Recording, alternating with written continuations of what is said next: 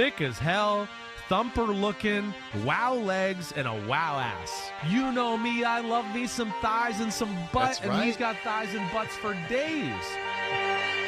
Oh, yeah, wow legs, wow ass, that's what I like, no doubt about it. And that's why Ahmed Fareed hosts this show, because he has wow legs and a wow ass, no doubt about it. They've gotten, they've gotten thicker in the last 10, 20 years. I need to see. We'll have you over for like a pool party, NBC pool party at some point, and I'll evaluate you this summer a little bit.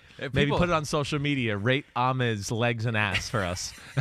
Look at you. I don't think I've seen you turned red like this. I don't feel like we can do that. It's not just my sweatshirt. Legally, I don't think that's allowed. It's not allowed?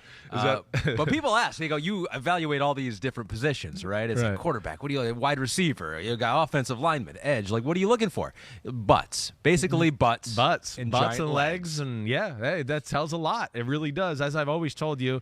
And I mean, it's funny. I mean, even football people make fun of me sometimes because they're like, oh, man, you talk about it so much. Or they're like, you opened my eyes to it. I see it now. And I'm like, oh, that guy's got a pair of legs. Butts everywhere. Right. Hey, like I've always said, the guys that always were the strongest to me, just evaluating the bodies, it wasn't about their biceps or their pectorals.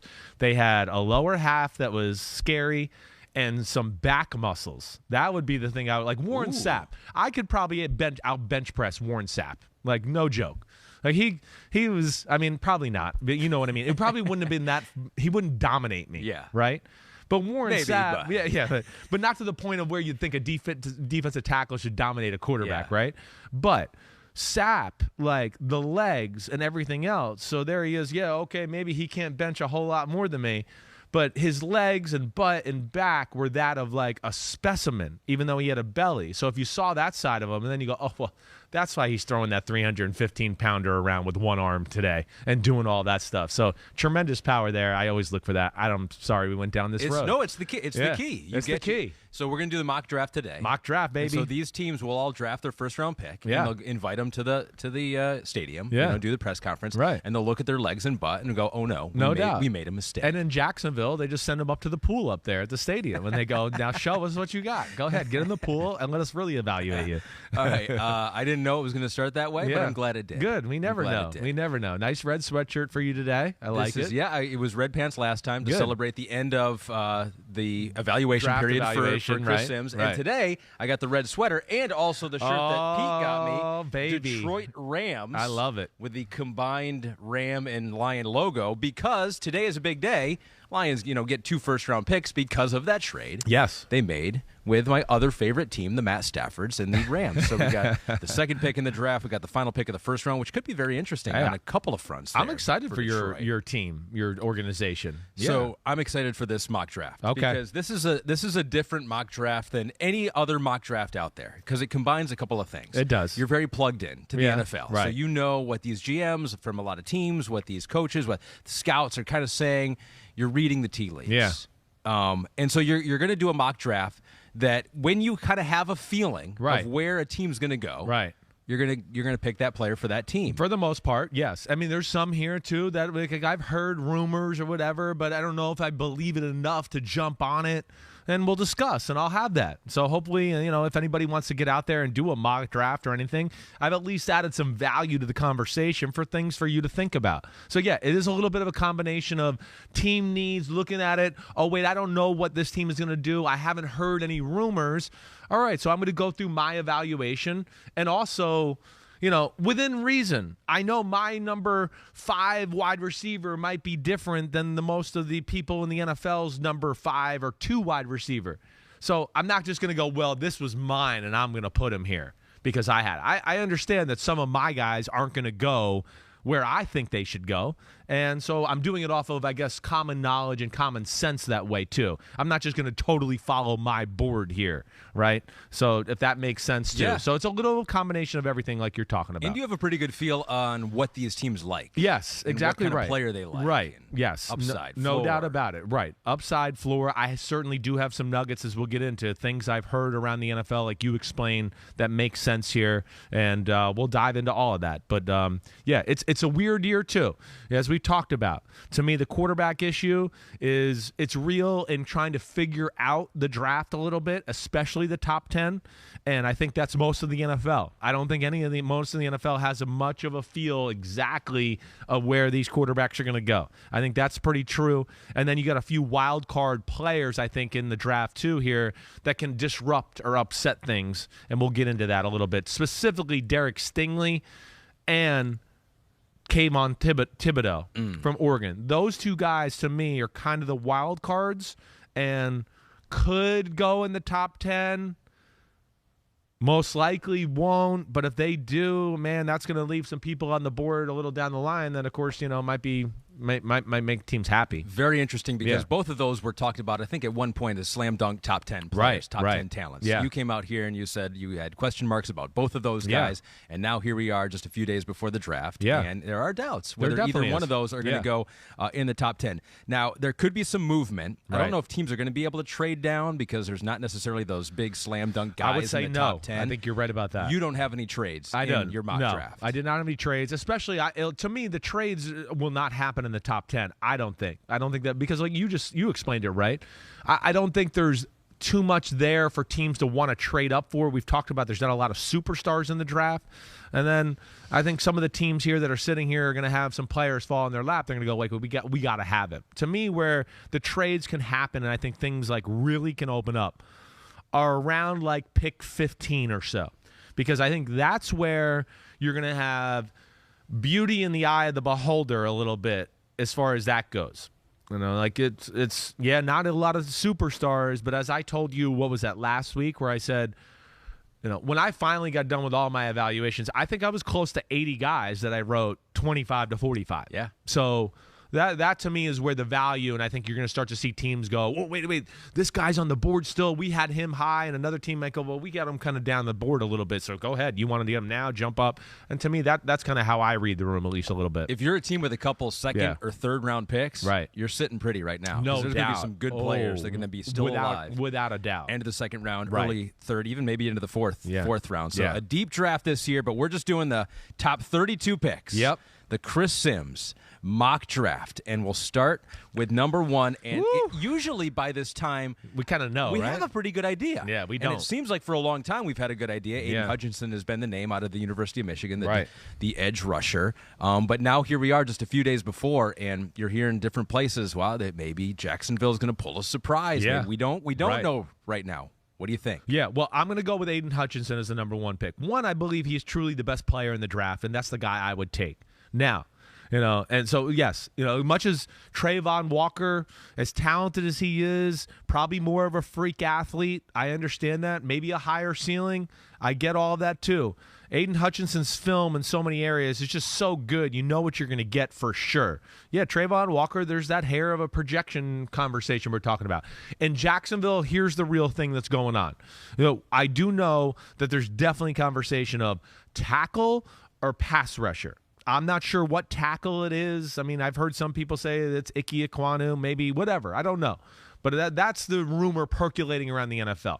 Doug Peterson wants to tackle. He wants to emulate what they did in Philadelphia, which was we got the biggest, baddest motherfucking offensive line you've ever seen, and we're going to steamroll everybody and try to stop that first. He wants to do that. I think a lot of the rest of the organization wants the pass rusher. They look at it and go, wait, we got Cam Robinson. We got Brandon Scherf. We drafted Walker Little in the second round last year, who to me has phenomenal talent. And again, I don't know what happened in the development this year. So there's that. That's where I go and just go, no, you got to go from the difference-making edge guy. And now the other aspect of that is, we all thought it was going to be Aidan Hutchinson. But here's what I thought. Aidan Hutchinson, 1, I think he's the best player.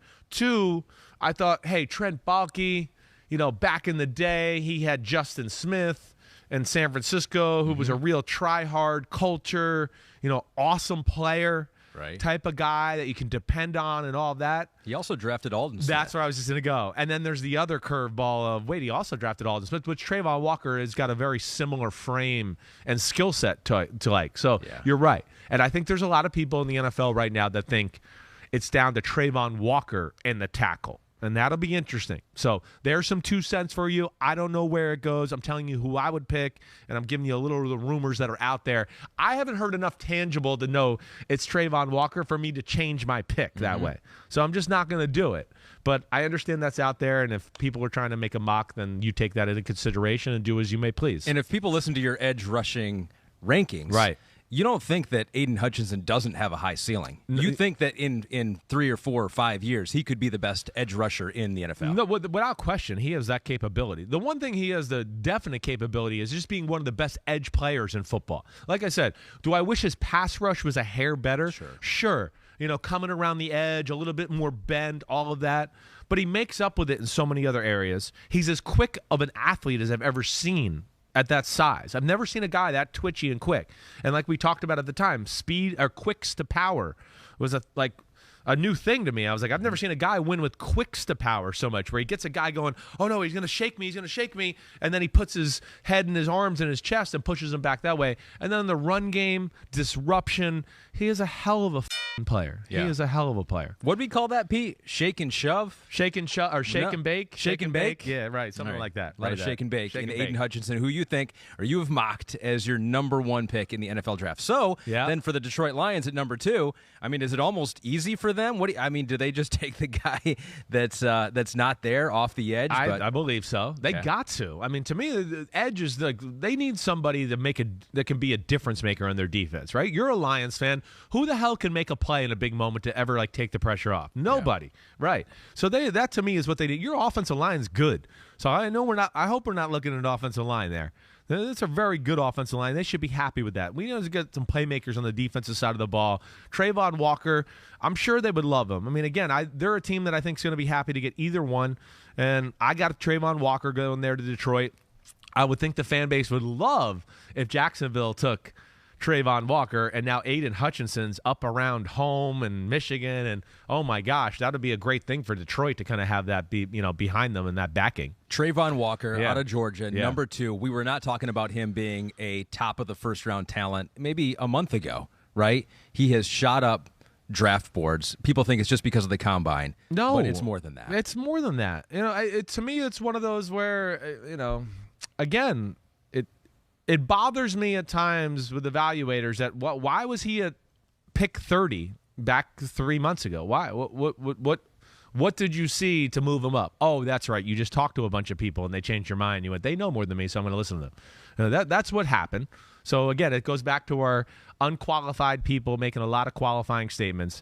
I think once the real evaluators, the important ones, started to evaluate not only the athlete, but then you take into account again what we've discussed. The way they played defense did not do Travon Walker any favors at all. It didn't really show what he's all about. I still sit here and tell you that if they just said, hey, go out to a wide 9 technique, put your hand in the ground, and then just rush to the 6-yard point behind the center and just ruin every play, he would have been a huge different player where would have popped to everybody. So you got to be able to see that stuff. But these guys are awesome players. So you got edge going 1-2. Edge goes to number 3. The Houston Texans on the clock. Yeah, Houston Texans. Listen, now it's tackle time. And you know me, I'm an Evan Neal fan. I believe that's the best tackle in the draft. I feel like with Houston, here's one. I'm going to say they go Ickey Ekwonu. I feel like that's just more their cup of tea. Again, so I'm just giving everybody my logic. First off, with Houston, they have a little flexibility to maybe want to move Ickey to guard for a year if they wanted, do something like that. But they have tackle issues. You got the Tunzel. They had Marcus Cannon at right tackle. He's up there in age and not like a special player anymore. I would think that's the direction they want to go. It's a good culture, slam dunk, maybe one of the safest picks in the draft. And again, too, if you wanted to and Cannon's gone, so that's I forgot about that too. So he's out of there. So you got that, and then 2 guys on the inside, Titus Howard, Sharping. There's some flexibility to play it out the first year, but I think Ickey's the cleanest. He's the safest one. Run game, the film totality, like we talked about last week. His film is better than Evan Neal's. I gave Neal the advantage because of what we talked about. The pass protection I thought was off the charts for a team that needs a whole bunch. Yeah, and you got. And I forgot 3. Cannon was out of there. And you got the number 3 pick. Sometimes a fan base is going to want that sexy pick. Yeah. But we've just seen how you can build the team, because we don't expect Houston to be competing for a playoff spot next year. I don't expect that. No, this is still a process. I mean, they did a lot of good things last year, building some depth on their football team. They got a base and pretty good. Now I think they're trying to get into let's finish it off and start getting some better players and some difference makers there. And I just think that's the one that makes the most sense for them at that position at number 3. I don't envision them being a corner, all right, just because, hey, Lovie Smith, from everything in his history, he doesn't believe in man-to-man shutdown corners. That's not what he plays. He likes to play zone. He went to Tampa Bay and became the head coach and was like, why are we paying Darrelle Revis $75 trillion? I'm playing cover 2. Okay, let's get him out of here. And that's what happened, right? So I don't think he believes in that. The pass rusher thing, they're not horrible in the defensive end department. Yeah, there's no superstar there, but I also I don't know if that's the philosophy of their football team either, to think like Lovie Smith or even Nick Caserio to go that route. Mm-hmm. So that's where I go O-line, and I come to the logic of Ickey, and of course it makes sense too. That would be tough to go edge there too if you got the number 3 overall pick in the draft and you end up with the 3rd best edge rusher or edge player at his position. I think so. I don't know if I would have the guts to pick another edge rusher at number 3. The best, right? But exactly, unlikely. Right. So you got the tackle Ekwonu from NC State going 3. No corner there. Do we go defensive back for the Jets at 4? Yeah, we're going defensive back. I don't think you could pass this up when you just talk about the player, and then you talk about the need on the football team. And that's where, going Sauce Gardner all the way. Out of Cincinnati. Sauce Gardner, I mean, what more can you say about the guy? He's a phenomenal football player. He's got attitude. There's just not, like I said at the time, there's just not a lot of humans on earth that are like him. To be that tough, that twitchy, can really run, to be that long, change directions the way he does, really competes. You could tell it means something to him. To me, he's that guy. He's that DB that not only can shut guys down, he fits what they want to do schematically and has some of those Richard Sherman, measurables that fit that Seattle 3 so well. And then when they want to do play man, he can do that. And then has that attitude to me that's like a corner that can be infectious to a football team and a fan base. I mean, can't you picture the Jet fans all just being Sauce, guard, Sauce, in between in a beers good and bad way. Exactly. Depending on if the play is good or bad. Exactly, right. You were high on. He's your number 1 corner. He's my number 1 corner. That's it. That was pretty much. That was easy. Yeah, he's special. He's a special football player. You say that was easy, but over at NFLMockDraftDatabase.com, they do great work. They kind of compile all the different mock drafts that are out there, and there are 7 million mock drafts out there. I think we're going to make 7 million in one here today, but they accumulate all of them and say, all right, who's the consensus pick? Which one has appears here more often than not? They got Kayvon Thibodeaux at 4 there. We don't see Kayvon Thibodeaux here at 4 for you. Your feelings on him have been made fairly clearly. I just my feelings. I feel like we'll get to him later. I know. I just feel like the Jets too. Again, with the board the way it is right now, I wouldn't want to leave Sauce Gardner out there any longer. Like, if you're planning on waiting to 10 and you think you might get him, you're in trouble. Somebody's going to steal him. All right? And then, to me, again, they need a pass rusher. I get you. There's a lot of good ones in the draft. I think they have some good ones on their roster. And to me, again, what I would say is, man, just knowing that crew there, the Jets from the 49ers, I just don't think that would be their cup of tea with the edge rusher guy anyways. To me, that's just not what they are.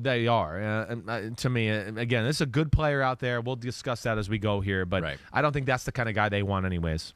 Jets at 4 with a corner. Giants on the clock at 5, their first of 2 picks in the top 7. Yep, and this is where I'm going Evan Neal, the best tackle in the draft. I don't think there's any doubt about that, in my opinion, as far as pass protection is concerned.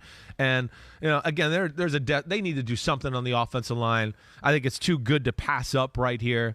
To me, it's Evan Neal, Charles Cross, both on the board. I'm going to go with Evan Neal. He's a little bit more – he's more polished. He's a more sure thing than, like you've heard me talk about, his ability to pass protect is as good as it gets.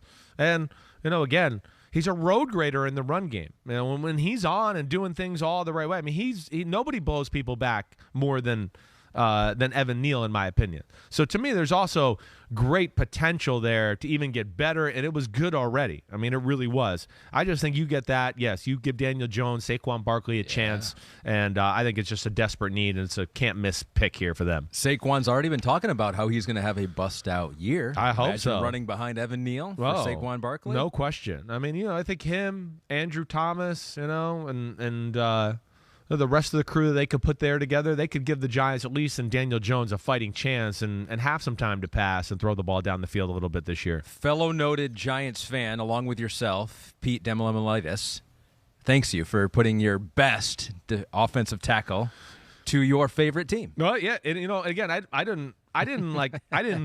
wasn't going into this going, I'm going to put my favorite player. I really didn't. I didn't do that. Yeah, I'm going to will it into existence. I was more of, again, you heard what I said. I could see most of the NFL having Ickey Ekwonu as the number one guy. Sure. And I just think this Houston will be infatuated with all those type of things. They're knowing that group in New England up there. They'll take him over at Evan Neal. All right, 2 tackles off the board. We go to number 6, Carolina Panthers on the clock. It's got to be tackle again. Now, here's where we get in the conversation again. Here we go to the quarterback thing. This is where we can start, right, and talk. But 2 things. I mean, this coaching staff could not want to take a quarterback at 6. No way could they want to take one. Why would they want to take a quarterback and have to deal with that and their asses get fired and do all that? Because this is a make-or-break year. It's a make-or-break year. So to me, from that standpoint, let alone right there, just bam, how could you want to do that? And then, I've heard out there that, yes, this is certainly a thought in the organization too. That's like, well, yeah, the coach doesn't want to do that. He doesn't. Now, I don't know if the owner can trump him at this point, if he's going to like that. I don't think there's a quarterback there that's worth this year at pick number 6. And like I talked about, again, to me, the top 2 quarterbacks, which are Corral and Malik Willis, in my opinion, you're not going to throw them out there next year and just expect them to hit the ground running and carry the team anyways. Yeah, okay, Kenny Pickett's the guy, but we talked about Kenny Pickett. Again, it does not have anywhere near top 10 talent in the NFL draft type of thing. So that's where I'm going to go tackle Charles Cross from Mississippi State. Huge need for their football team. Again, their roster, when you look at it, is put together pretty well. It really is. I mean, across the board. It was a playoff defense last year for most of the year. I know some people see some people go, they might go pass rusher. And I want to go, well, I mean, they got Brian Burns, who's one of the best pass rushers in football, and they drafted Yetur Gross-Matos in the 2nd round. At some point, he's got to play and be the guy. And so that's where I just look at it and go, no. And then, hey, they had Cam Irving playing tackle for them last year. It was less than. This is a huge need for their football team. Cross a little raw, but big-time talent. Big-time talent. One of those guys that, again, if it all goes right, maybe he's the best of the group when all's said and done. But I think they go tackle there all the way. You do see some people put Cross as the best tackle. There's people in the NFL who believe that he's going to be the best one when all's said and done. I don't. But, yes, I know there is some teams out there that think he's the guy that maybe has the most potential. Pete reminds us that the Chicago Bears with Matt Nagy on a make-or-break year last year did go out on a limb and take a quarterback in the first round, Justin Fields. Maybe a higher upside quarterback. We don't, to a lot of the NFL, maybe. Yeah, higher upside. There's real tangible elite trait with Justin Fields like we talked about at the time. But it didn't work out for Matt Nagy. No, it didn't work out for Matt Nagy. Again, why would you want to do that? And I think Matt Nagy played it almost in the opposite. I think he looked at it like, wait, I made the playoffs twice. I think if I get this and show a little progress with this guy, they're all going to go, let's not upset the apple cart. Everything's going good with Justin Fields, and that might save me another year. Give me another year of wiggle room. Yeah. I really feel like that's why Chicago did it to a degree. It was almost the opposite. There's no wiggle room here. Chicago had some wiggle room. I mean, yeah, they did. They went to the playoffs 2 out of 3 years. It wasn't because of the offense. We know that. But yeah, so this is a little bit of a different story altogether. But, yeah, you're right. There is a team that we've seen do it, but their ass ain't there anymore either. All right, so no quarterback off the board in the top 6 here. Be curious to see when you take the first one here in your mock draft. Yeah. The Giants' 2nd pick in 2 picks here, number 7 overall on the clock. This is where I'm going Jermaine Johnson, the 2nd, Florida State. This to me, again, the Giants need a pass rusher. They got plenty of big people in the middle of their defense. Dexter Lawrence, Leonard Williams, they're fine in that department. Now, I don't think there's a corner on the board here that's worthy of taking. They still got Bradbury. So I look at that. You've addressed the offensive line. To me, it's now like, can we get somebody off the edge for Wink Martindale's defense that could be a Matt Judon, Zadarius Smith type of guy on the edge? And that's where I just feel like Jermaine Johnson fits it perfectly. One, he's one of the most naturally gifted pass rushers in football. Two, the way he plays the run, stand-up linebacker, some of the things that he does on the football field, I think are just like a Baltimore Ravens defensive guys and go, oh, this is perfect for us. This is what we like. I talked to Jermaine Johnson last week. I mean, what he learned at Georgia is so much what he'll have to do with the Ravens-Giants type defense that he'll be playing in with, holding people up and reading the plays and doing all that. And he's phenomenal at that, let alone we know he can rush the passer. So that, to me, was just easy and makes sense. You did talk to him. Yeah. You liked him. I liked him. And now you're putting him on your favorite team again. Look at me. No, you are higher on him than most other people, and I think he's mocked to go maybe somewhere, mid-first round. Right. But you feel like teams are wise to Jermaine Johnson and what he did last year. I do feel like I have enough feedback to know that, I don't think I'm going crazy here in this spot right here by putting him there. Again, where he falls mid-first round, few picks later, I don't know. If a few things change, maybe that could change to where he drops down a little bit. But I don't see him falling too far. And I think part of the reason where you see him where you're talking about too is the Kayvon Thibodeaux effect. Yeah, it's just nobody can get off the Rivals.com high school ranking and where he was ranked 4 years ago, so we just got to keep him there. So that's where, to me, that is why I said to start this whole process up. Stingley and Thibodeaux are going to be the ones I look at to be the changers in the draft with the quarterback and how things fall out. And I always think it's funny, too, because people are like, well, he's more of a 15 pick than a 7 pick. And the team that's picking 7 is like, well, we don't pick at 15, and we like the guy. So what are we supposed to do? Just not take him 8 picks later? If you got a guy and a need, that you got a guy of the high grade and a need, you do it. You don't go, oh, well, man, we might be 4 picks too high on this one. That, to me, is nitpicking, and you're stupid, and then you're in danger of losing that guy if you want to trade down 3 or 4 spots or whatever. You're risking a lot there. Atlanta's a team that might trade a bit in the first round here. We got their pick at number 8 on the clock. Atlanta's one of the hardest teams to figure out. Again, I don't envision them going quarterback here. I don't see that happening. All right? I am one that goes, ooh, man, Matt Corral makes a lot of sense for their football team. Play action team, want to just throw aggressive lasers down the field. That's what he does. That's what he did. That's what he will always do. He fits that to me. Atlanta has so many needs on their football team. I just can't imagine them reaching for a quarterback here. That's the biggest thing. I have no feel for what Atlanta's going to do at 8. None. I have no idea, just to let you know. I know people have put the receiver out there. That's part of the thing. Again, there's one guy I would take maybe at number 8 at receiver, all right? And that's Jameson Williams. It's the only guy I would take, all right? But he has the ACL injury. They're not going to be able to depend on him early in the year at least. So maybe they could go there. I know there's a real need at that position. I get that. But ultimately, I'm going Jordan Davis from Georgia. Defensive tackle. Defensive tackle. As I've told you, this is a freak of nature. It's one of the freakiest guys in the draft. To me, you want to set a culture and a safe pick, and start accumulating some players and a team and start building something, a nucleus. Jordan Davis makes a lot of sense to me. I think he's phenomenal. Like I said, Vita Vea was, pick 12 a few years ago in the draft. I think he's better than Vita Vea. He's a freak. Jermaine Johnson, I talked to him. I go, who's the freakiest guy at Georgia? It's got to be Jordan Davis. Just the film, what they need. Dean Pease, they're playing a defense that needs big people in the middle. They don't have that. Grady Jarrett's a smaller, disruptive type of guy. They don't have a guy that can take on double teams and overpower people and push the pocket.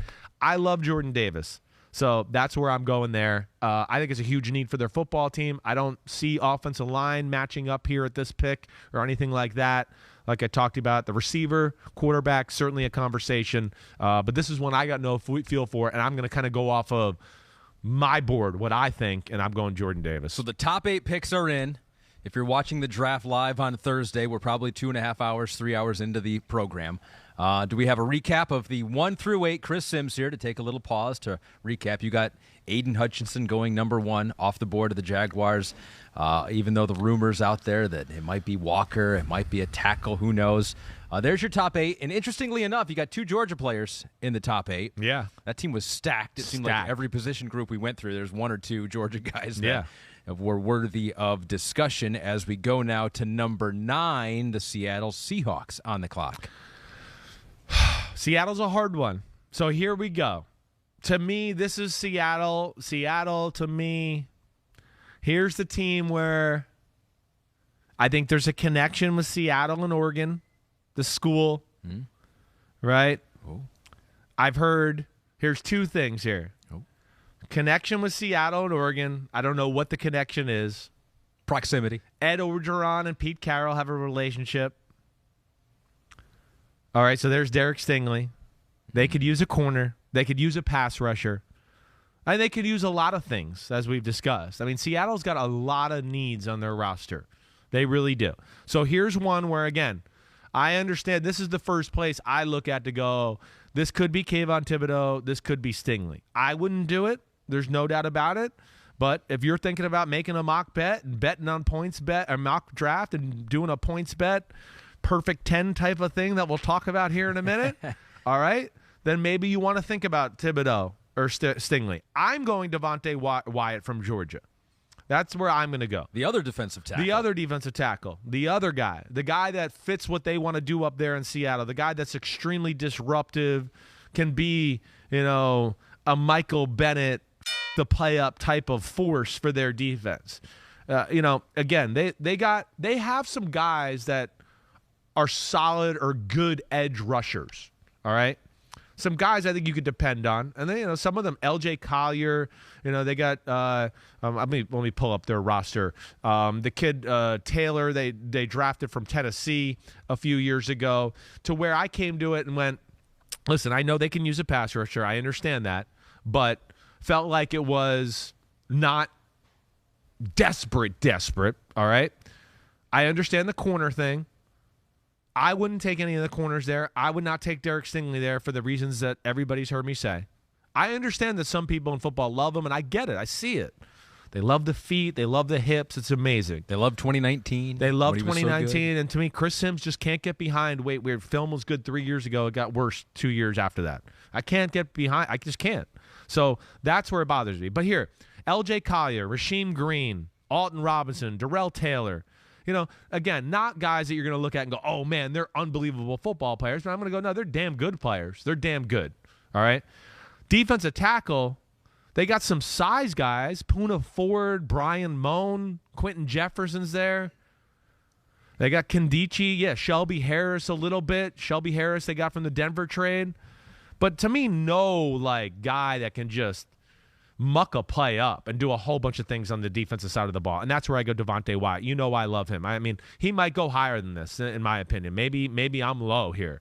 But this is one of the more interesting picks of the draft, and I'm going Seattle, Devonte Wyatt. 3 Georgia D linemen in the top 9. Yeah. Isn't it amazing? I wonder why they were so good last year. It's really amazing. It's the greatest defense in college football, that's for sure. Yeah. Right? And I think legitimately, I mean, you look at, Nakobe Dean, I think Quay Walker, of course, who I think's better than Nakobe Dean.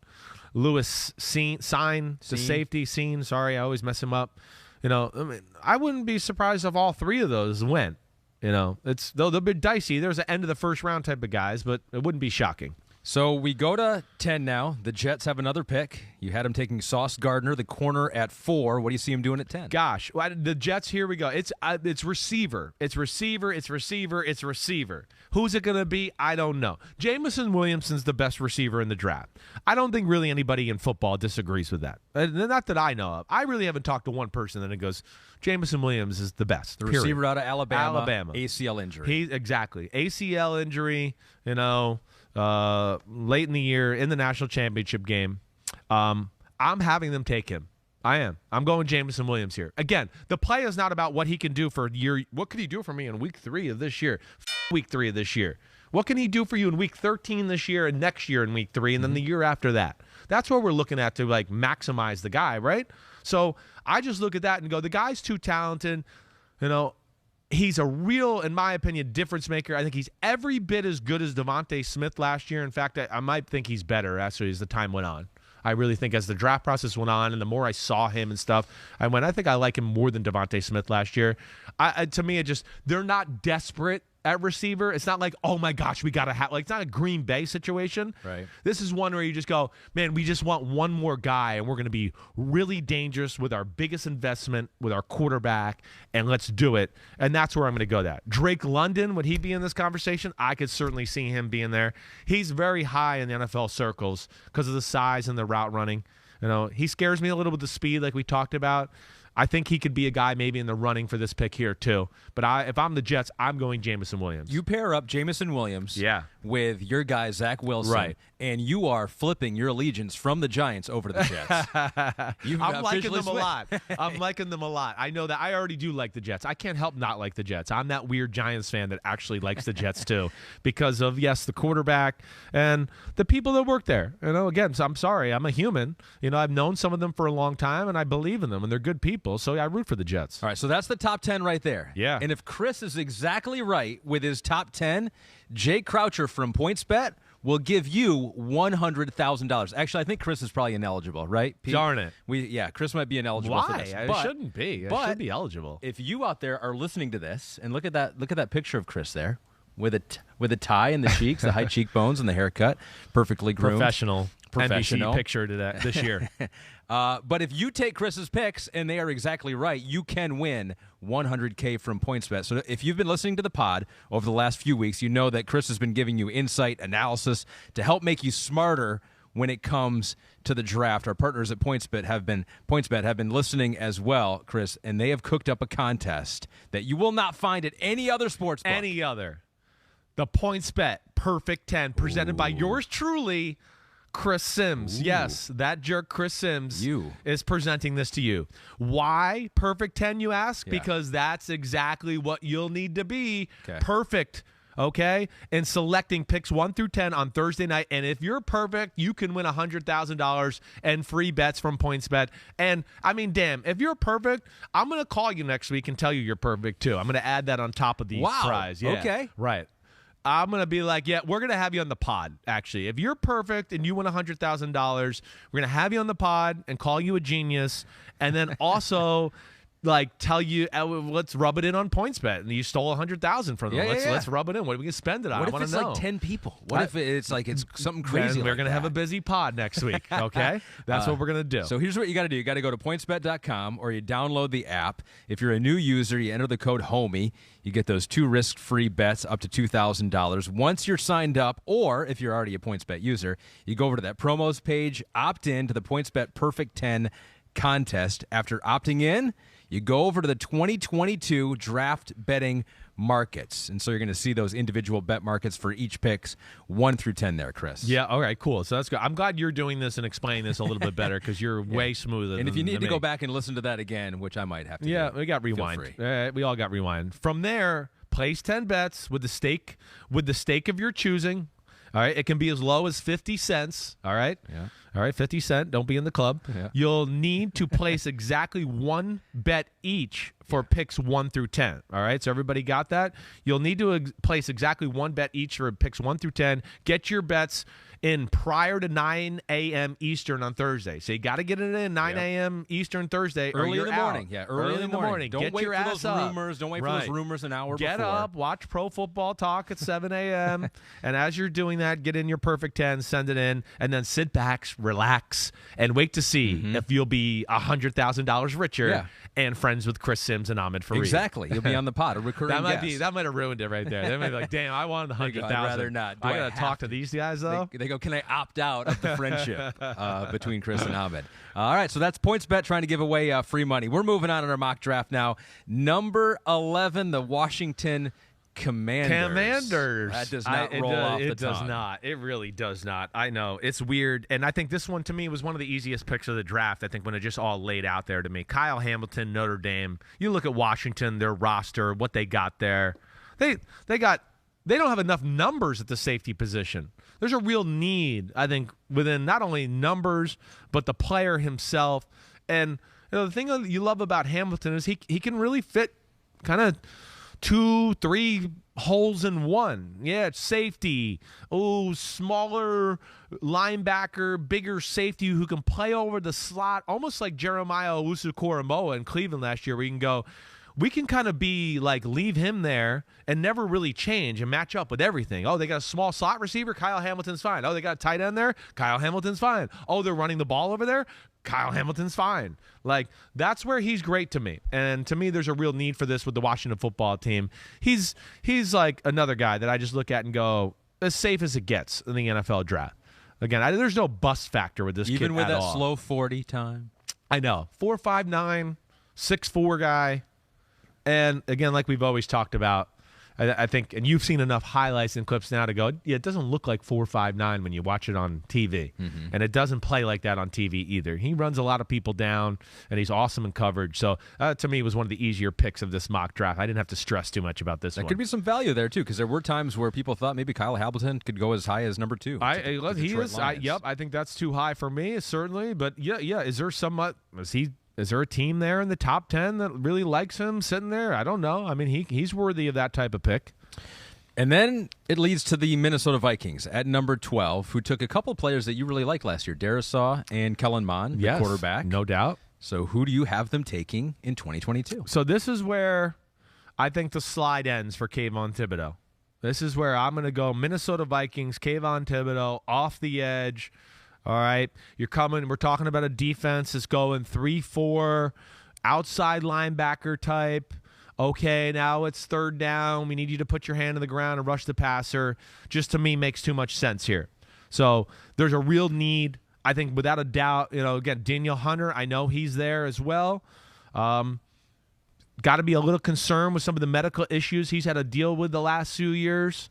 All right, with the 2 D tackles I have off the board already, I don't think there's a value to go there. To me, they are one of those teams I looked at those positions, and I just went, D tackle, they got a little depth and some players there where I think you're going to have more of a desperate need to go the pass rusher, difference maker type that way.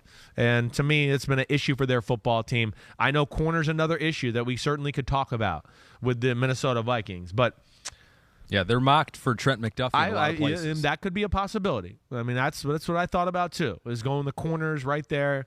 But I think ultimately when I looked at it, and again, there's Thibodeaux on the board, all of that, I think they'd have a hard time passing that up. You're lower on Kayvon Thibodeaux. This is lower than where most people have him. Right. Although this is higher than I thought he would be in your mock draft. Yeah, it was because I think if it was my draft, right, I'd go... Yeah, I mean, really, my draft, I don't think he's someone you take anywhere before 20. I understand, though, that I know there's people in football that think he's better than that. So, again, that's where I'm not going to be unrealistic here and just be stubborn Chris Sims. And, I try to do this with some common sense logic and things. I'm lower on most. I know there's people that do agree with me, but I know there's other people that look at it and go, no, I see enough there to think he's worthy of that pick. So the Vikings at 12 taking the edge player Kayvon Thibodeaux. At 13, we got Houston's second pick in the draft. You had him taking Ickey Ekwonu with the number 3rd pick, an offensive tackle. What do you have them looking at in their 13th pick? Yeah, well, all right. Now we get into the range of okay, where are we going to go here if you're the Houston Texans? And again, yeah, we got the O lineman. I got to look at defense here now as being the next thing that you got to address on this football team. There's some guys on the board like Karlaftis, who's a really good football player, who I thought about a little bit. Like, oh, man, would they like him? I don't know. I just looked at that and go, I don't really think that's like Lovie Smith's cup of tea. To me, the guy and the thing that I look at with their football team that I go is missing and it pops out to me is like a longer, big-time defensive middle linebacker in the middle of their defense. One, hey, I know Caserio. They believe in size and middle linebacker in that presence. Oops, excuse me. And then Lovie Smith. Yeah, I mean, when he was the head coach of the Bears, I played against him. Guess who was running down the middle of the field? That Tampa 2 defense. Yeah, Brian Urlacher. And that's where I'm going to go with Devin Lloyd from Utah. Devin Lloyd from Utah, slam dunk, definitely the best linebacker in the draft. He's got very good hips, length, athleticism. He's awesome against the run. Anybody listen to the linebacker pod? I mean, his ability to get people, throw people to the ground, get off blocks, weave through traffic, still make tackles. And then, again, being that long and athletic down the middle of the field, to me, is a real weapon. I think that's a real need for their football team. I think this is a really good football player. To me, it just matched up. But I don't have feel for this one. I don't sit here and go, oh, I'm hearing this. I mean, the Texans are one of those teams when I got down here to go, ooh, I'm not really sure what the hell they'll do right here. They might try to trade back. They could trade back. I mean, there's been a lot of talk that the Texans could trade back or want to trade back. So, maybe they get some team that's getting antsy about a wide receiver or something like that, right, and they do that. Maybe they go the wide receiver. That was the other thing that kind of went to my brain too. I just went away, is this a team that goes Drake London maybe and decides to do that? Again, I could see that being a possibility with that size, that route running ability, all of that. Nice little compliment to Brandon Cooks and Davis Mills, who's a good back ball, throw it up type of player, quarterback. So that certainly went through my brain too. So no Drake London there, the wide receiver out of USC. Perhaps you give Lamar Jackson some help with a wide receiver at 14. Baltimore on the clock. I know. I mean, I don't think so. I'm not going to lie to you, though. The receiver thing came to my mind a little bit. Did it really? It did. That was just a transition. I just made that up. I mean, they have – ultimately, I went, wait, they got Andrews, you got Hollywood Brown, you got Bateman. They got to do their thing. I don't think they're going to be looking to the future going, well, we don't want to pay Hollywood after this year, and we're going to do all that. I don't think so. It did cross my brain nonetheless. Okay. All right. Ultimately, I got into the D-line conversation here with Baltimore. That to me is where my brain kept going with this whole thing. And at the end of the day, I ended up going George Karlaftis, the edge rusher from Purdue. Just Baltimore guy. And then Mike McDonald, right? I'm saying his name right. The new defensive coordinator for the Ravens. He came from Michigan. He's going to have a good look at this guy, the Big Ten. So those are kind of the dots I connected a little bit there with that one. Did I think about maybe going D-tackle to a degree? Yes. Karlaftis can kind of do that a little bit. Karlaftis can do everything. Yeah. So again, if you're going to run a multiple defense, he's a stand-up outside linebacker, pass rusher, but yes, to your point, has the power to go hey, on third down, you can put him at defensive tackle, and he'll be a handful and hold it, give them issues. So, yeah, there is that. I did think about D-tackle, too. I did. Calais Campbell, it's up there. To me, the biggest, Justin Madubuike from A&M is really their most disruptive defensive lineman. I could see them going that way. I just didn't know if it matched up for who's on the board and what happens there. Devonte Wyatt falls to that. Maybe they go the Devonte Wyatt from Georgia.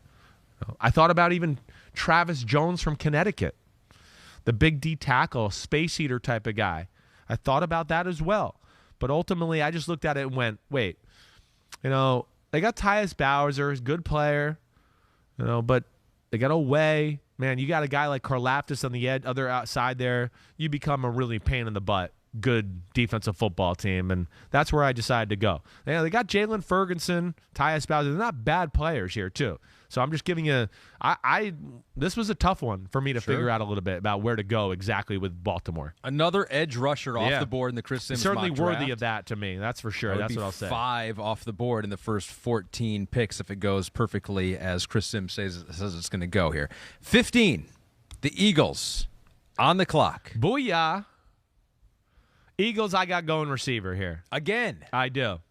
Again. Reminiscent of my Detroit Lions back in the day of going Roy Williams and Mike Williams and Kelvin Roger, or not Kelvin Johnson. Yeah. Well, Kelvin Johnson was up there, and then Charles Rogers. Rogers, yeah. You guys went, let's see, how did that go? Charles Rogers first, Roy Williams second, and then Mike Williams. And then Mike Williams third, right? I've tried to block it all out. Right. Roy ended up being the best one, He really. was good, right? Roy, I mean, he went to a Pro Bowl up there and did some things there. But, yes, with this pick, here I look at them as a team and go, first off with the Eagles and go, hey, they got, I thought about here, pass rusher. Could this be a thing for them? All right, well, they got some players as pass rushers. They just signed Hassan Reddick.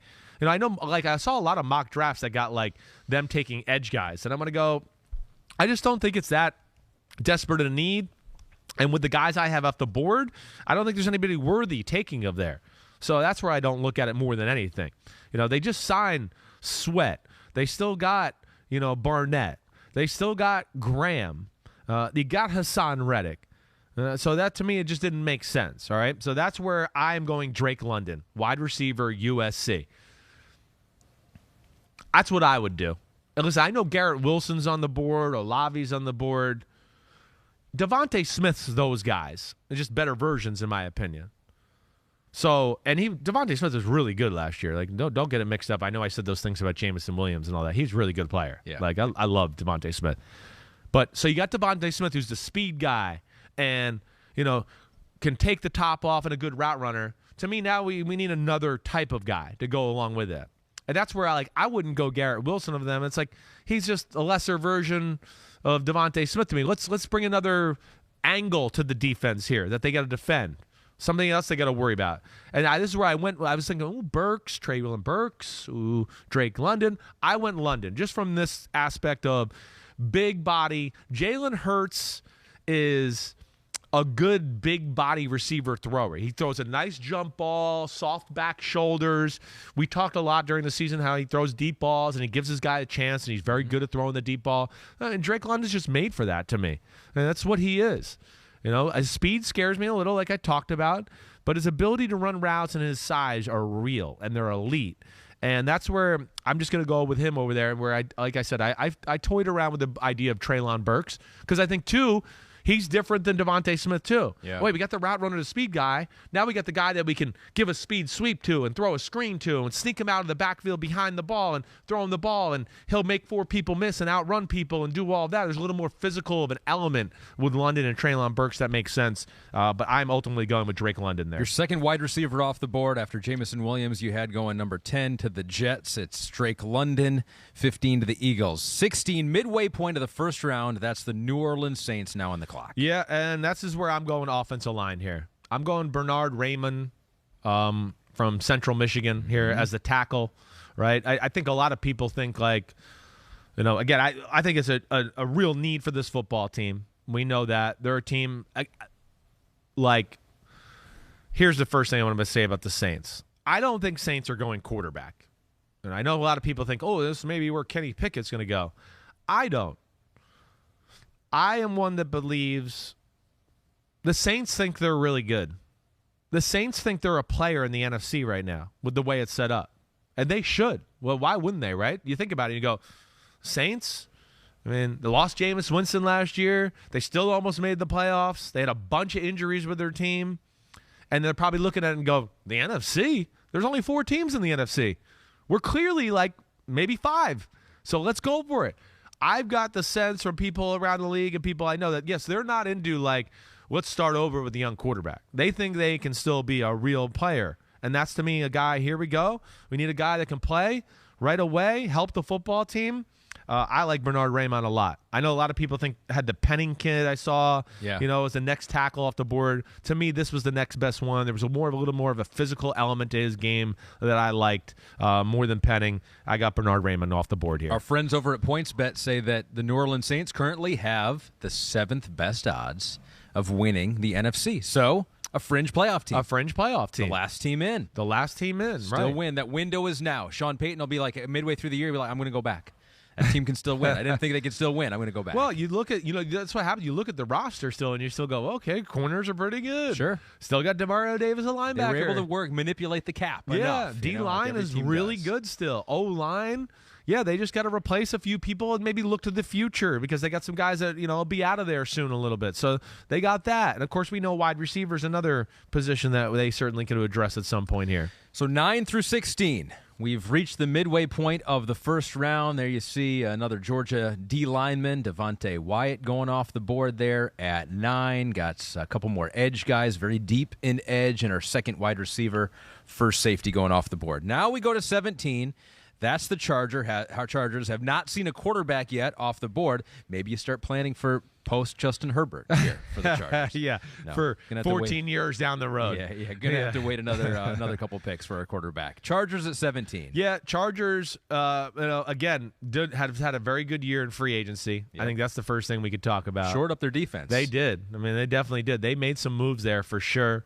Added the corner, added another big-time edge guy. So you got to be excited about that. There was somebody else I wanted to bring up, too, that they added that I can't remember who it was. But here's like with them, what they did in free agency, and then I think like, where they are as a team, and you look at their roster, I just felt like it made too much sense for me here to go, wait, they're still got issues. I know they got Christian Covington and Austin Johnson as defensive tackles. They were horrible at stopping the run last year. And those guys are like 1-year Band-Aid guys. Like they're just like, hey, you're up there in years. Yeah. And then I know Pete's getting in my ear with Sebastian Joseph Day. No, he's a guy that's more than a 1-year Band-Aid guy. But not Staley and his history and where he's been, they need a real big guy difference maker. And Joseph Day is a little bit more of a disruptor, speed guy, does some of that. He can do some of the, two gap and all that, but that's not his cup of tea. And that's where I'm going to go, the kid from Connecticut, Travis Jones here. Travis Jones is, a phenomenal football player. I mean, he really is. He's a big-time talent. I talked to you. I think he's arguably maybe the best two-gapper in the draft as far as ability just to hold people, read the play, get the guy off him, make a tackle, whatever. He's amazing that way. So I looked at them and go, I don't think there's really a need at wide receiver. I mean, they're good there. All right. O-line, I thought about it a little bit. I'm not going to lie. But I just didn't. O-line, here's my O-line. This is what I want to get to. I was going, wait, who am I missing? Pippins did good enough last year to me. Pippins, yes. That I think they're going to stay with him. He played good enough at the right tackle position to where I go, I don't think it matches. I'm not in love with Penning, who's really the next guy up. So Trey Pipkins the third, I thought kind of went away and go, I think they're going to stay with him. They got the interior O-line kind of fixed a little bit, and that's where I went back to the defensive side of the ball, and I said, oh, okay. Now the Chargers got some damn defense with this guy. You add Travis Jones to the mix. Got it. So Travis Jones out of UConn, their best player for quite some time. I couldn't think for a second there. I've had two mistakes in my brain so far that have bothered me. I was there for a second going, wait, am I forgetting something about tackle with this football team? So that's why I didn't go tackle, because I know a lot of people think that could be a direction they go. So that was my reasoning for that. Philadelphia had that 15th pick. You gave them another wide receiver in Drake London. They're back on the clock at 18. Do they take another wide receiver? No, they don't. Round? This is where they got to address corner. This is to me is the number one glaring need on their football team, and that's where I'm going to give them Trent McDuffie from Washington. Would be good value there. I love McDuffie. McDuffie is, the film is really clean. He's phenomenal in all areas. There's no really weakness to the player at all overall. The only thing that I worry about with him at all is, me, I just wish there was a hair more top-end speed. 4.44 is very good, but when I take corners in the top 20, man, I'd like him to be in the 4.3. I'm not gonna lie, I really do. To me, there's a thing there, but he's good in all areas, and I think you really just can't go wrong. You're gonna get a really awesome starting caliber player who I think has some slot value to go along with that as well. So yeah, to me, this is kind of one of the safest picks at the corner position in the whole draft. So you have the Eagles going wide receiver, corner with their 2 picks in the middle of the first round. Saints, you had going tackle and Raimann from Central Michigan. Saints back on the clock at number 19 overall, and you have them taking... Now it's time to go receiver. Okay. And there's a part of me here, too, where, like the Eagles, I don't know, maybe I should have gone receiver first because you're a little worried that maybe one of the other teams could take a receiver. I don't know. That popped in my brain. But, yeah, I think this is, pretty slam dunk. And this is where I'm going to go with Garrett Wilson from Ohio State down there in New Orleans. Many people's number one. I wouldn't say many people's. Yeah. You saw him as a number one wide receiver. I do feel like it's cooled off a little bit. But you didn't have him in your top 5. But you do have him in the first round. Yeah. What, third wide receiver off the board? Yep. Let's see. It's a 3. That's 4th receiver, right? No, 3rd. You're right. Third. It is 3rd. Yeah. 3rd receiver off the board. Again, he's not my favorite. I understand that there's a lot of people in the NFL that really like him. Michael Thomas wasn't your favorite. No, he wasn't. You're right. You're right. Exactly right. It's an Ohio State guy. But I think it's just a real need. They need a difference maker. and even Michael Thomas, as good as he is, he's not the guy that can blow the roof off the building, right? He's not that guy. He's 10 yards over the middle, 8 yards over the middle, 12 yards over the middle. Is that Garrett Wilson or no? No, Garrett Wilson's more of like, hey, we hit Michael Thomas on that, and now they're starting to collapse on him. Hey, go deep down the middle for 70. See you later. That's what he is. I mean, he does have speed. Give him speed, sweep, slant. He can run away from people and be a big play guy that way. They don't have that. To me, this is definitely one of the glaring needs on their roster. They got to get some proven commodities, difference makers on the offensive side of the ball, help Jameson Winston, help open up that run game a little bit. I mean, just think about them last year. I mean, it was just defense and run the ball, and you knew you had to play this ugly style of play because they had nobody that scared you in the pass game. And I certainly think Wilson can open it up for them a little bit. Is there a chance here at 19 with New Orleans? Right. With another pick, and they're in win-now mode. You mentioned it, though. Yeah. But Pittsburgh at 20. Yeah. We've heard quarterback I know. from Pittsburgh for so long. Yeah. Is there a chance a team trades up to 19 to get ahead of Pittsburgh and get the quarterback they want? First quarterback off the board. There is a chance.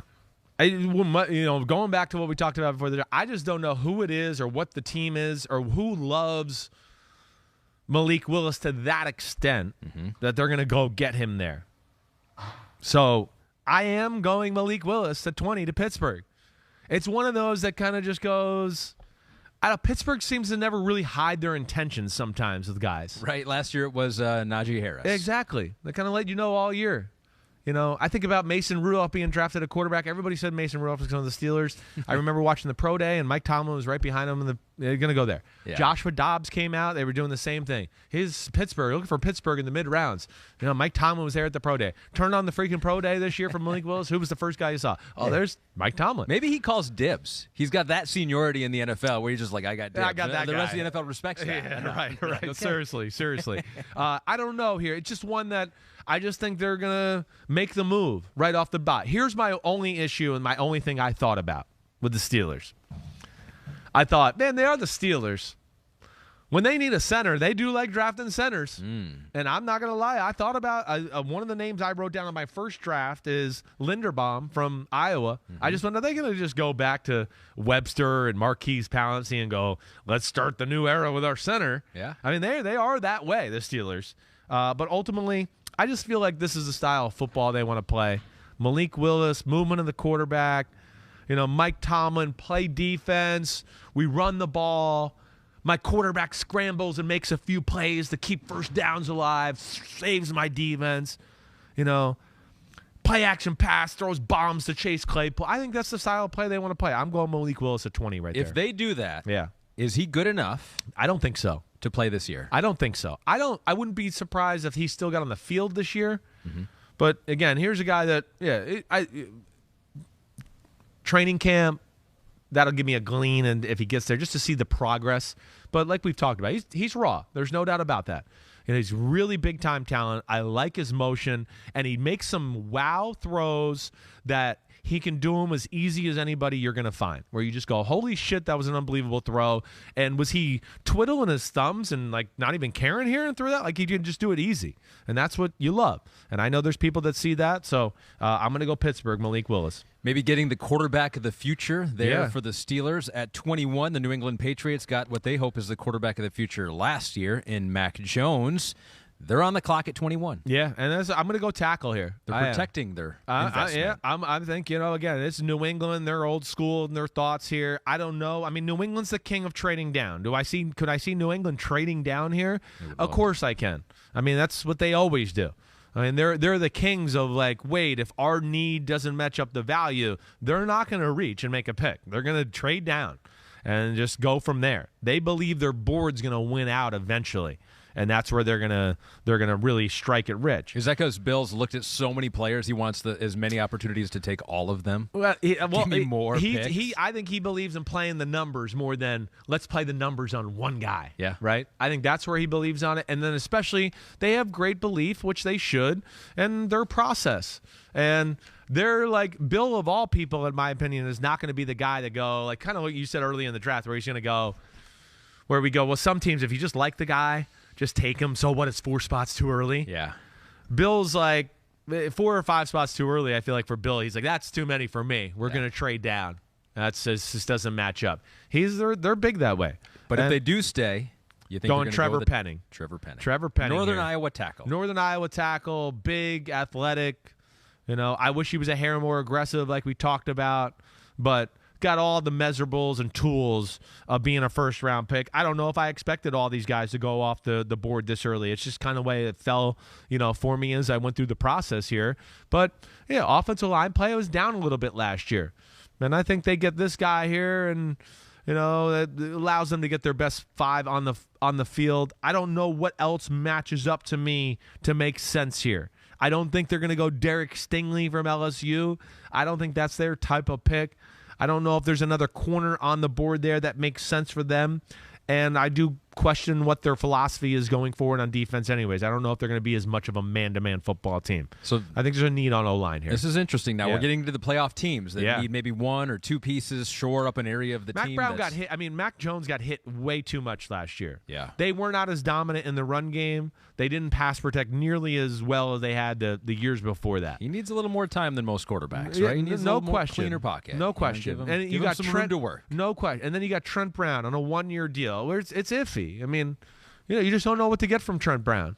To me, this protects your future, gives you depth, gives you everything you want. Yeah, but I won't lie. This is one of the harder teams to figure out what I felt like they were going to do in this draft. Next up, the Green Bay Packers. Here we go. Their need is wide receiver. No, because they don't need their a best receiver. Wide receiver is actually Jordan Love, who's their backup quarterback. I don't know if a lot of people know that. You're right, and we're going receiver. It's too obvious.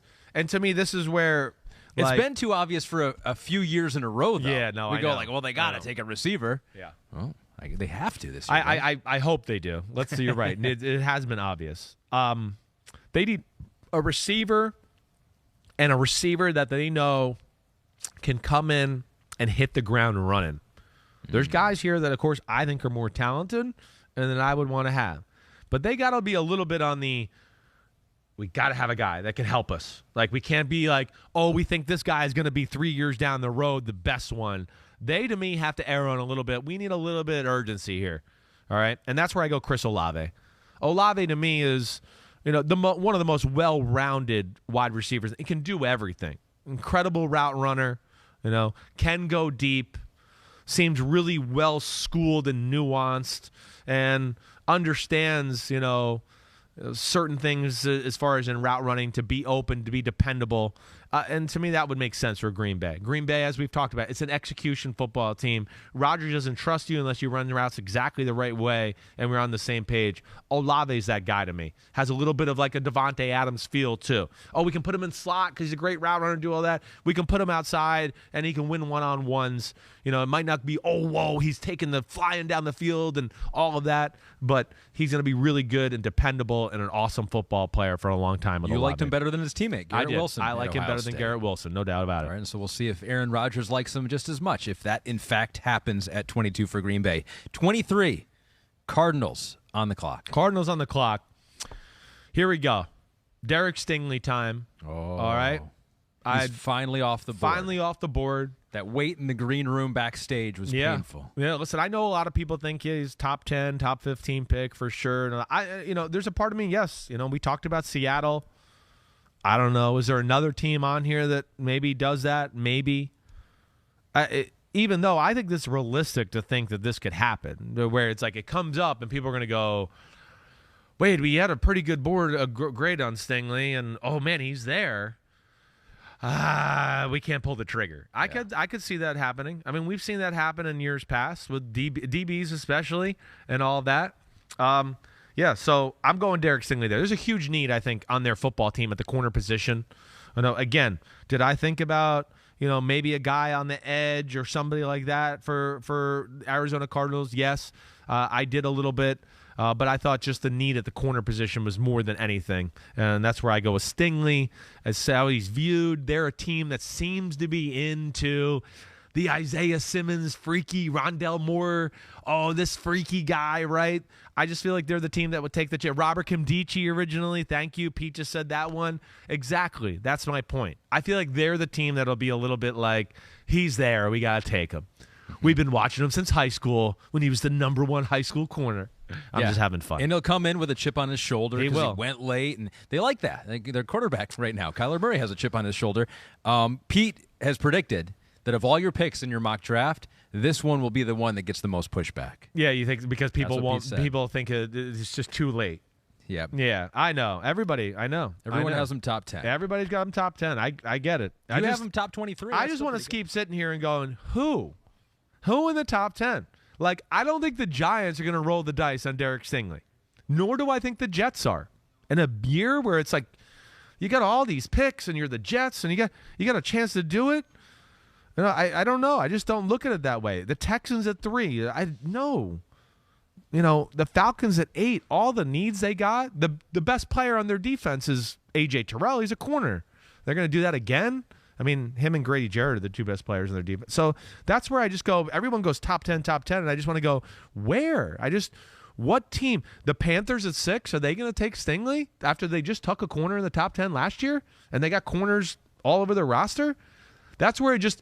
Not only, listen, I know the player, and I know some people have viewed. I just look at it and go, it doesn't really make sense to me to where he goes in the top 10. I guess that's where I push back a little bit. All right, you have him going top 23, though. Top 23. And hey, listen, rounder in the NFL. I'm rooting for the guy. That. I'm rooting for the guy. I know, and I respect the family and all of that, too. And again, hey, with the Cardinals, I thought about pass rusher, like I said. Yeah. You know, does a Boye Mafe go here?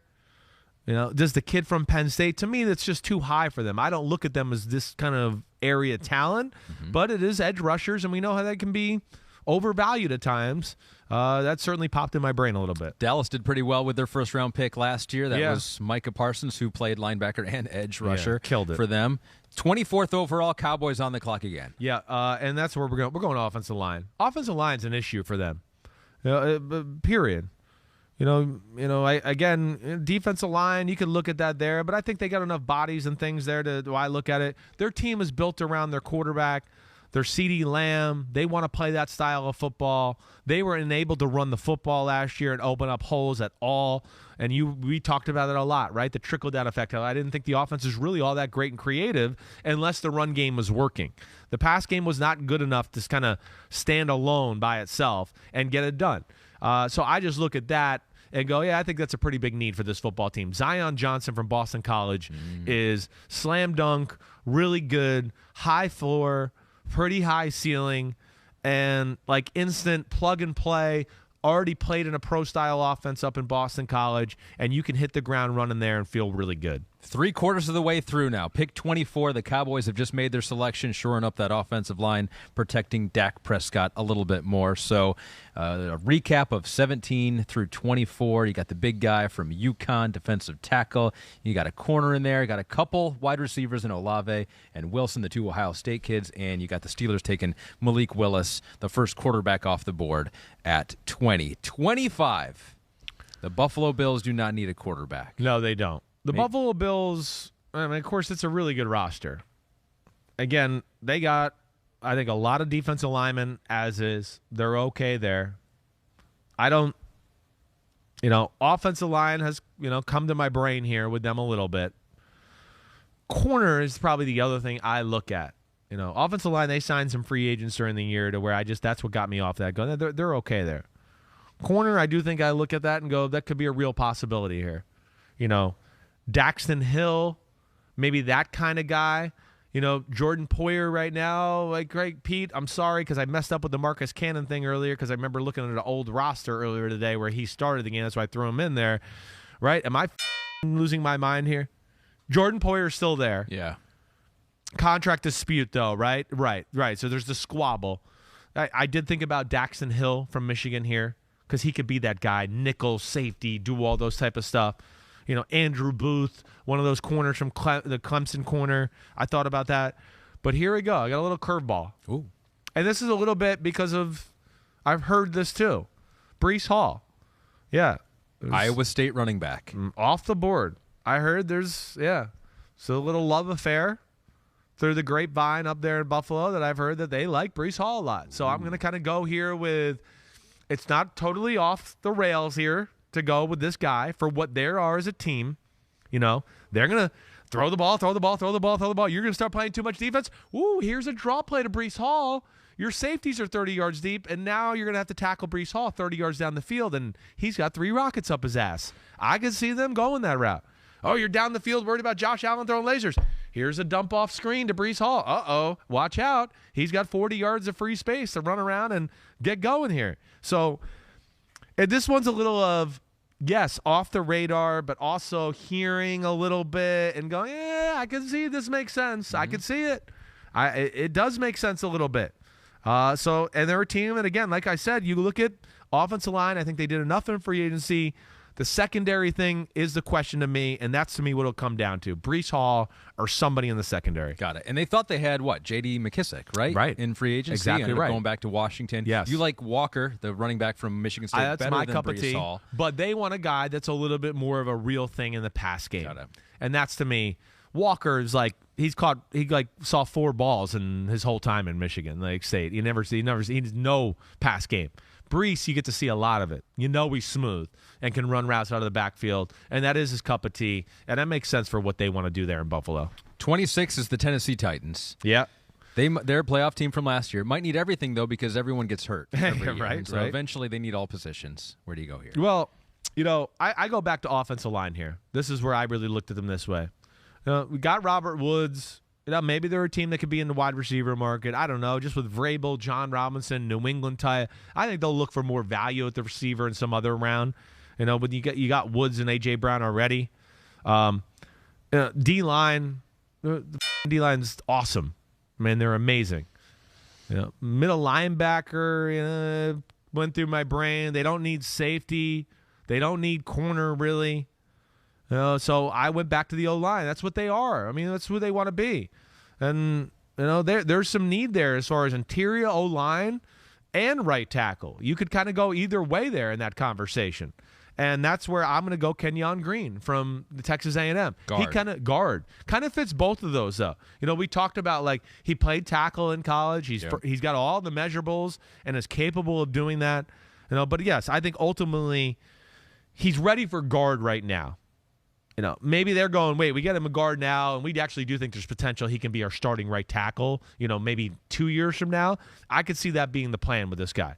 So there's versatility as far as what he can do right away in year one, and I do think you're getting really a guard that's really more talented than Zion Johnson, just hasn't got to play there the whole time, and just is a hair more raw, but big-time talent. So Titans shoring up that offensive line, opening up some holes for Derrick Henry, giving some time for Ryan Tannehill. The Buccaneers, they got a pretty complete team. A lot of veterans everywhere.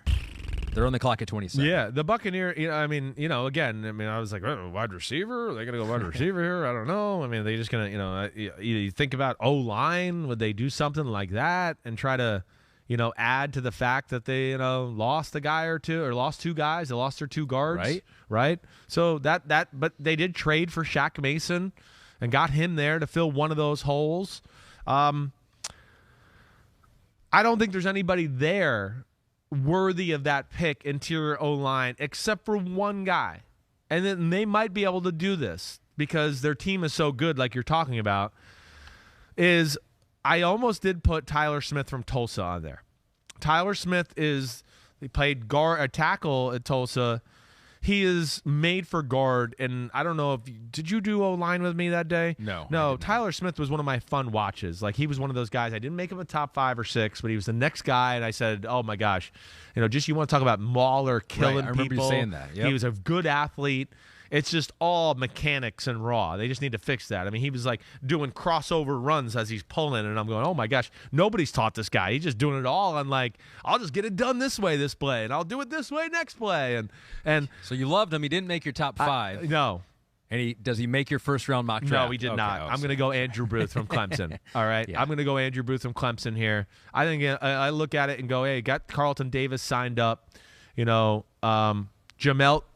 Right. Sean Murphy-Bunting, really good. More of a nickel guy. Jamel Dean, we're getting to the point here where it's going to be contract time here soon. Right. I look at Andrew Booth and go, man, there's a lot of elite qualities here for this football team. The Buccaneers are one of those teams I look at. I think have a little bit of they can go any way they want here in a lot of ways.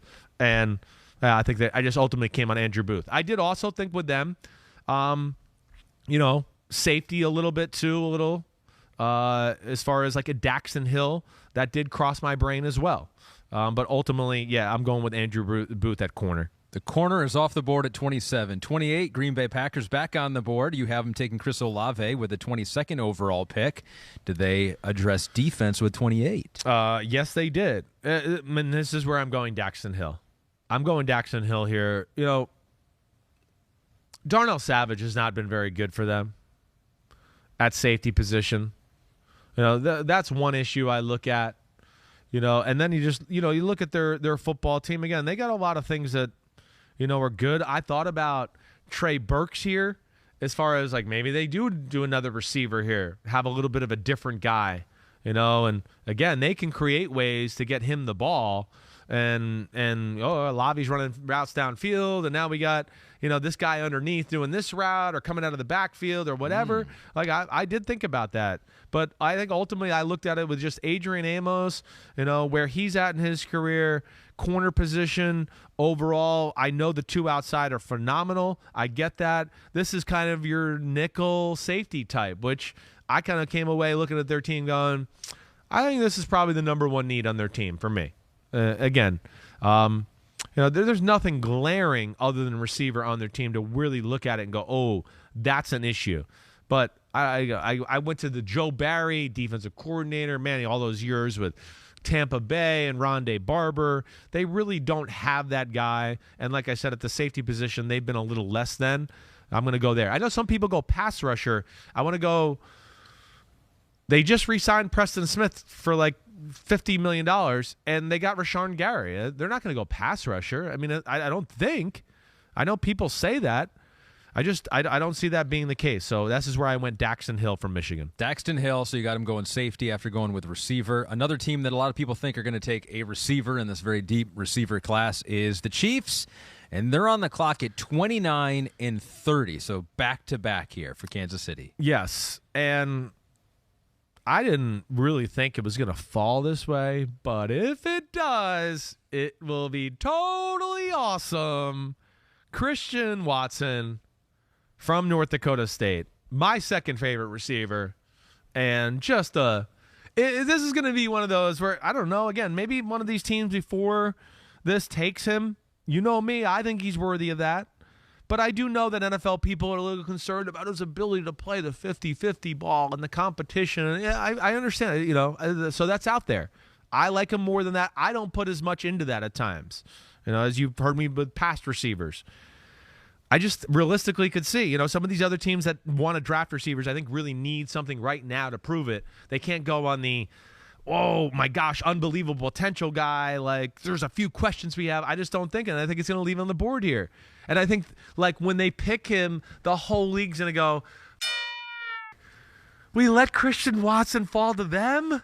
Like, that's what I think's going to happen. Because I think there's a lot of teams that look at him and really want to make him a higher pick, but they're just not going to have the guts to. Yeah. And, yeah, he'd be perfect for them. They don't need him to be polished and ready to go right away. They can just say, hey, run to the goalpost as fast as you can. It should be nicer to him than that, though. They should not say that to hey, first round, run to the goalpost. Although maybe that's how you treat rookies, right? That's you how do say that. You got to give them. You got to earn it. You got, well, you know, you start catching a few of those. I won't call you anymore. Yeah. I'll learn your name. But there is something to that, right? Andy Reid's built up, obviously, a lot of cachet where you can take maybe more risks. And if you're wrong, you're wrong. You're not going to get fired over it. So yeah. Christian Watson, one of your favorite receivers in the draft, 29, 30th. What do they do there? 30th is where I think they're going to go pass rusher. I do. And again, there's a guy that, you know, was borderline in this area, but I'm going to go Boye Mafe from Minnesota. You know, again, hey, let's not be too complicated here. They like big physical dudes on their D-line. The guy's 6'4", 265 or whatever, and he ran 4.5. I mean, okay. You know, is he a little stiff for me? Sure. But he plays hard. He's strong. It's a high ceiling, and there's some potential there. And even in my film watching of growth in the pass rush, he's got all the skills and everything you want to be really a true force off the edge. They don't have another guy opposite of Frank Clark. You know, I know they got the extension done with Frank Clark, right, for 2 more years to kind of lessen the salary cap and all of that. But, yeah, they're a team like you're talking about with Tampa Bay, too. Not a lot of needs for this team. They can kind of look for, like, yeah, we need it, and it's for the future and everything there. I think it makes sense. All right, so 2 more picks to go here in the first round. You got the Bengals, and then you got my Detroit Lions back on the clock. But let's go with the Cincinnati Bengals at 31. They're one pick in the first round. It goes back and forth here. Center from Iowa, Linderbaum, and you go, oh, shit, they're going to have one of the better offensive lines in football to go with Joe Burrow and those receivers and that running back, and oh, my gosh, it's going to be like Kansas City. You're going to go, we just got to keep pace with them every game. Yeah. We got to actually think about, we got to play a different style this week because we're playing Cincinnati, and we're not going to be able to stop them. So we got to play a game to think like, we got to score 30 or we can't win. I mean, they could do that with Linderbaum. And you know, but they do have Ted Karras, who they got from New England in the free agency, who can play center. So that's not like desperate there. So I don't know. I went back and forth between him and a corner. I thought about the Florida corner, Kaiir Elam. You know, he's another guy there that's, I think, in the range it starts to make sense. But ultimately, I went with Linderbaum. To me, I had Kaiir. I don't know where they go. Elam, to me, was just Linderbaum. I have such a high grade on. I think he's so good that I just have a hard time thinking at 31, you can go, oh, my gosh, he's here. We got to take him. And just you protect Chase and Higgins and Joe Burrow, and you open up holes for Mixon, and I don't know. So I just edged on that, but I certainly could see the corner being a thing here, What a transformation that would be for them, too. Bengals, we were talking about a couple years ago, one of the worst offensive lines in football, couldn't protect Joe Burrow. I mean, had trouble with it last year, too. Right. But, shoring up that, certainly possible. No doubt. Just before we get there, I did think about a trade here, too. Like, you know, again, I don't like doing the trade shit and all that. But I did sit here and go, all right, here we are, 31. Is there a team that's going to come up and maybe take one of these quarterbacks now? Yeah. You know, are the Colts going to make a move? Are the Falcons going to make a move? Yeah. You know, I don't think the Colts will make that move now, of course. Falcons, yes. I certainly can see them being a team that, maybe they do that. But there's a limited number of teams that can come up and make a play here. And I think, like, even if you're the Falcons, you might sit there and look at it and go, I don't know. You know, if they have a feel about what Detroit might do, they might sit there and go, well, I think we can actually sit here at, pick 43, and we might be able to just have the quarterback fall to us, a la like Mac Jones to New England and pick 15 last year. Sure. So I stayed pat with the Bengals staying there, but I could certainly see some action going down here at this point. Right. If you're listening, you didn't see what I did. If you're watching, you saw me prematurely unzip my T-shirt. We got the Detroit Rams right here, final pick of the draft for trading away Matt Stafford. The pick couldn't have been any worse, right? They got the worst possible pick they could in the trade with the Rams. Right. They got one next year, too, so we'll see what happens. Kenny Pickett, the quarterback. Yes. Over Matt Corral, your number one quarterback. Yeah, that's my number one guy. And again, you know who I would pick. I'm taking Matt Corral. That's who I want. That's who I think Matt Corral is the best quarterback in the draft. But I'm just, again, I don't know. You know, I guess there's a part of me that just was, is that their cup of tea there? You know, and I looked at, they got Jared Goff, and they do like that kind of quarterback, you know, with, you know, coming from New Orleans and Drew Brees and all that. I guess I just erred on going, I think Kenny Pickett would be more their cup of tea than Matt Corral. I'd rather they not do that. You'd rather they not. That doesn't excite you. It doesn't excite me. No. Now, again, it's, you know, I think it's going to be an upgrade over what you got quickly. I don't think it'll take long. Like, there's a spot where even though low ceiling, kind of, you know what you're going to get, you would take Kenny Pickett 2 years from now over Jared Goff. Definitely, 100%. To me, this is one where it even makes sense, too, because, like, you heard me talk about, like, man, if Carolina drafted Kenny Pickett, there's going to be an issue until games are played, because the locker room's going to go, wait, Sam Darnold's got a quicker release. Wait, Sam Darnold's arm stronger. Wait, Sam Darnold's outperforming him every day. You know, to me, that's not going to be an issue in Detroit. You know, even though you might not outperform the veteran guy at first just because he's a veteran quarterback, people are going to go, well, man, his arm is stronger. Oh, he does throw a prettier ball. Oh, he definitely is a better athlete than Goff. And that's, to me, you know, that you can sell that to your team better that way too. And again, I know I'm not high on Kenny Pickett. And again, I'm never not rooting for these guys. I hope he proves me wrong too. I do think he's a guy though that, you know, could be your starter really quickly and dependable and have a long career. The ceiling I don't see tremendously high. There it is. The first round is in the books. Holy shit balls. I probably forgot some of my facts and things I wanted to say here, but that's just the way it goes. No, that's fine. That's good because you can do it again on Wednesday. Choke under the pressure at times. It's just the way I do it. So here's a recap if you're watching on YouTube or if you're watching on Peacock, the 1 through 32 here. And maybe, Pete, maybe we can save all the by the numbers for Wednesday. You want to do that? We'll save the kind of like we'll go position by position. We'll see how deep some of these, how many offensive linemen you had because you did have a lot taken in this. I would love that. I would love to give you some of the all damn. I look at them as first round guys and they're not going to make it, and I'd like to give them some love. Like I told you earlier, you know, it hurt me not to have the safety from Georgia in the first round. It really did.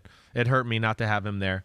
Lewis, no doubt about it. Nakobe Dean, another guy from Georgia, you didn't have in the first round. Right, yeah. I mean, you know, I don't even think it. I think the other linebacker's better, Quay Walker. Oh, yeah, you don't have him. You know, right. I didn't put him in. I thought about it, you know, but I think those are guys that are like, man, day 2, in the first 30 minutes, they're going to be off the board. Those will be picked 33, 35, 36, 34, whatever. They're going to be right there. Those will be that group of guys. All right.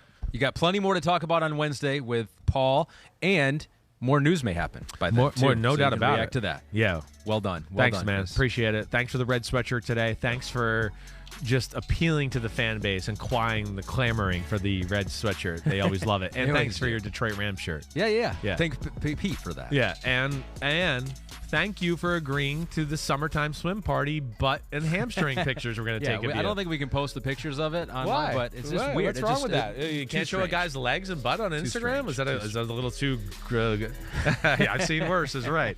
All right. Peace out, everybody. Check us out on Wednesday. Give us your feedback. Come on. And I'm going to continue. You know me. I hope I gave some good nuggets on the draft. I will continue to, as of course, hear some rumors, pass them along, whatever else is out there. Be good. Ahmed, thanks for driving the ship. Clap it up.